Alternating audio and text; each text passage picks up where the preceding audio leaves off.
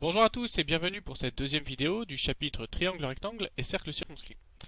Aujourd'hui, nous allons nous intéresser plus particulièrement aux propriétés du triangle rectangle et de son cercle circonscrit.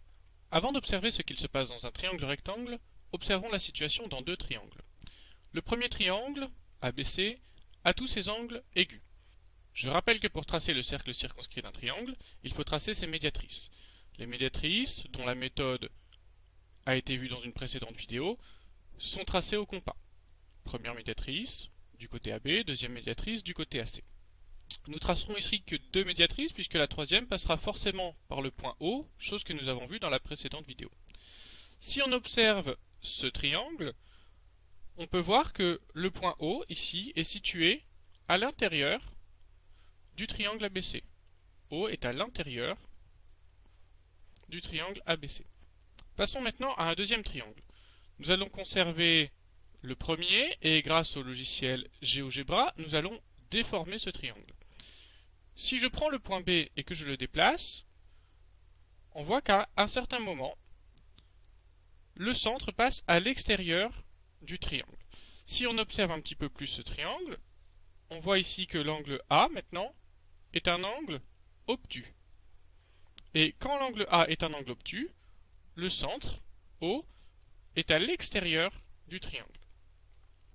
Nous avons donc deux situations. Dans la situation de gauche, tous les angles sont aigus et le point O est à l'intérieur du triangle.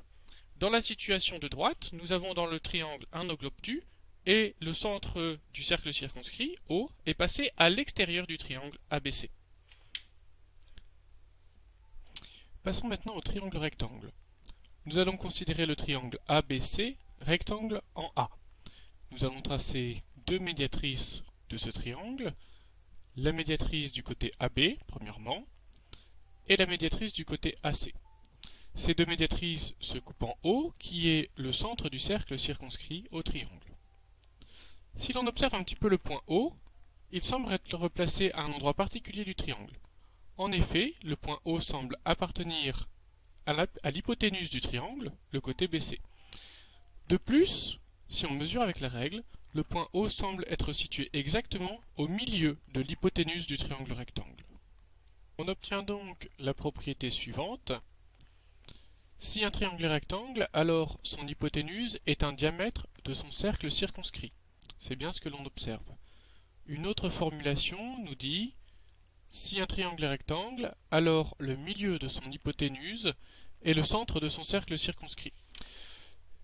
Ces deux propriétés ont le même état d'esprit, c'est-à-dire que le point O est le milieu de BC, c'est le centre du cercle circonscrit, c'est le milieu de l'hypoténuse. De plus, l'hypoténuse BC est un diamètre du cercle circonscrit.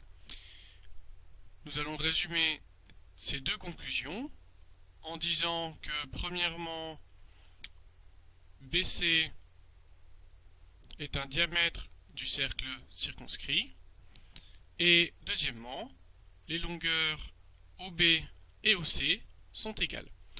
Voilà pour la première propriété de ce chapitre.